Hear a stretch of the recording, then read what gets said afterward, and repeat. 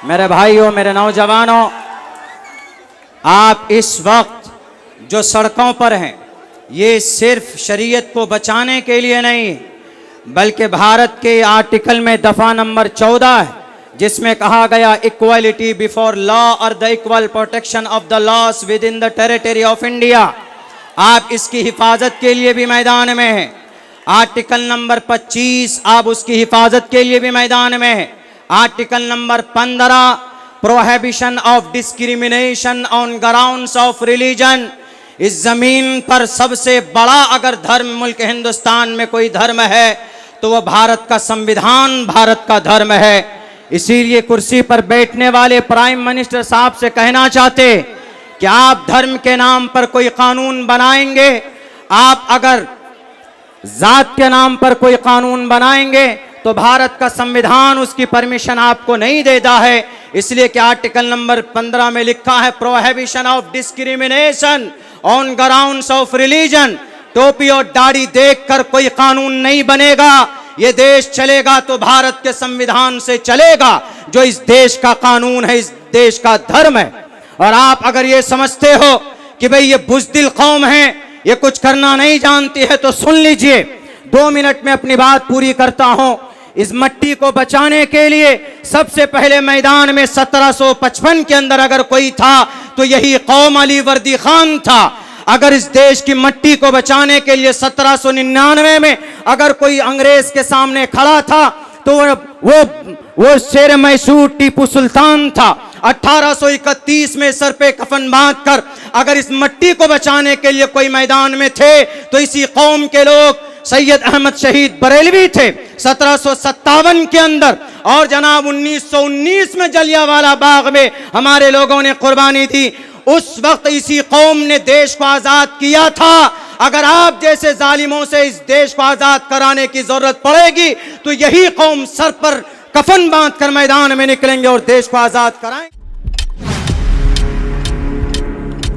अब्दुल्ला साहब कदलवंदी साहब जोकी से जो ताल्लुक रखते हैं, अररिया डिस्ट्रिक्ट जो कि प्रखंड से चलकर आए हुए हैं, लेकिन आप लोगों से पहले मैं गुजारिश करना चाहूंगा भाई देखिए एक तहसील भाई। अच्छा ठीक, आप लोग स्टेज को खाली कर दे, बड़ा मेहरबानी करके स्टेज को खाली कीजिए।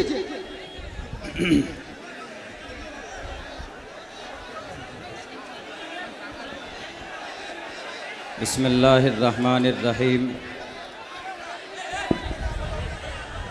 क़ाल अल्लाहु तबारक व तआला फ़िल क़ुरआनिल मजीद लन तनालुल बिर्रा हत्ता तुनफ़िक़ू मिम्मा तुहिब्बून वमा तुनफ़िक़ू मिन शैइन फ़इन्नल्लाह बिही अलीम। सदक़ल्लाहुल अज़ीम।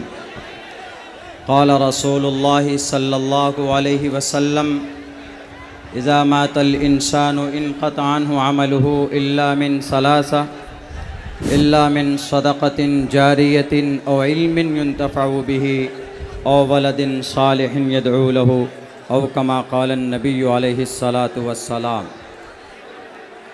स्टेज पर तशरीफ़ फरमा कौमी सदर जनाब बैरिस्टर असदुद्दीन अवैसी साहब और हमारे बिहार के रियासती सदर जनाब अख्तरुल ईमान साहब और MIM के दिगर ज़िम्मेदार और हमारे MIM के तमाम शहदाइयों, नौजवानों, साथियों, हम लोग यहाँ पर जमा हुए हैं। मुख्तसर 2-3 मिनट के अंदर अपनी बात पूरी करूँगा। एक नया कानून हमारे इस मुल्क भारत के अंदर मुसलमानों के ऊपर थोपा गया है। वो ये है कि मुसलमानों का जो वक्फ़ का मामला है, बहुत से लोग सवाल करते हैं कि वक्फ़ कुरान और शरीयत में कहाँ है। मैंने आप लोगों के सामने अभी जो आयत पेश की है, इस आयत में वक्फ़ की दलील है। वक्फ़ का मतलब दान करना, अल्लाह के रास्ते के लिए कोई चीज़ कुर्बान कर देना। भारत की धरती पर तकरीबन 9.5 लाख एकड़ ज़मीन वक्फ़ की और प्रॉपर्टी के ताल्लुक़ से पाई जाती। उस ज़मीन के ऊपर नए तरह के कवानीन बनाए गए।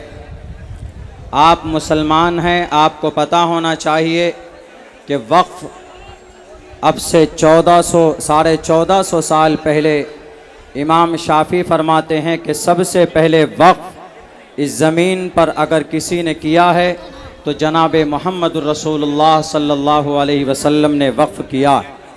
उसके बाद हज़रत उस्मान ने, हज़रत उमर ने और इसी तरह दूसरे सहाबाए किराम ने अल्लाह के रास्ते में दान और ख़र्च किए।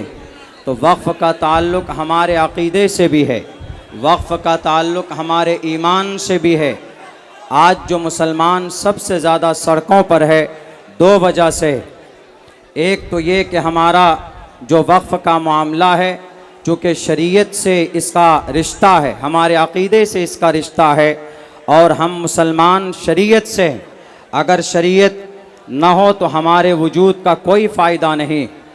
दूसरी बात यह है कि भारत के संविधान में, भारत के जो कानून बना है उसके अंदर कई सारे आर्टिकल्स के अभी जो कवानीन बनाए गए उसकी ख़िलाफ़ वर्जी की गई। मुसलमान सबसे ज़्यादा सड़कों पर इसलिए वह अपने अक़ीदे को भी बचाना चाहता है और भारत के संविधान को भी बचाना चाहता है। मेरे भाइयों, नौजवानों, मुसलमानों, आप यकीनन इस वक्त आप मैदान में हैं। मुल्क हिंदुस्तान में अगर इस बिल के ख़िलाफ़ सबसे ज़्यादा जिस जमात ने बढ़ चढ़ कर हिस्सा लिया है उस जमात का नाम ऑल इंडिया मजलिस इत्तेहादुल मुस्लिमीन है। वहीं पर दूसरी जमातें भी बढ़ चढ़ कर काम कर रही, लेकिन इस उम्मत को अगर किसी ने बेदार किया है तो बैरिस्टर असदुद्दीन अवैसी साहब ने बेदार किया है, वरना 90% लोग नहीं जानते थे कि वक्फ़ क्या है और क्या कानून बना है। मेरे भाइयों, मेरे नौजवानों, आप इस वक्त जो सड़कों पर हैं ये सिर्फ शरीयत को बचाने के लिए नहीं, बल्कि भारत के आर्टिकल में दफ़ा नंबर 14 है जिसमें कहा गया इक्वालिटी बिफोर लॉ और the equal protection of the loss with in the territory of India. आप इसकी हिफाजत के लिए भी मैदान में हैं। आर्टिकल नंबर 25 आप उसकी हिफाजत के लिए भी मैदान में हैं। Article number 15 prohibition of discrimination on grounds of religion. इस ज़मीन पर सबसे बड़ा अगर धर्म मुल्क हिंदुस्तान में कोई धर्म है तो वह भारत का संविधान, भारत का धर्म है। इसीलिए कुर्सी पर बैठने वाले प्राइम मिनिस्टर साहब से कहना चाहते कि आप धर्म के नाम पर कोई कानून बनाएंगे, आप अगर जात के नाम पर कोई कानून बनाएंगे तो भारत का संविधान उसकी परमिशन आपको नहीं देता है। इसलिए कि आर्टिकल नंबर 15 में लिखा है prohibition of discrimination on grounds of religion. टोपी और दाढ़ी देखकर कोई कानून नहीं बनेगा। ये देश चलेगा तो भारत के संविधान से चलेगा, जो इस देश का कानून है, इस देश का धर्म है।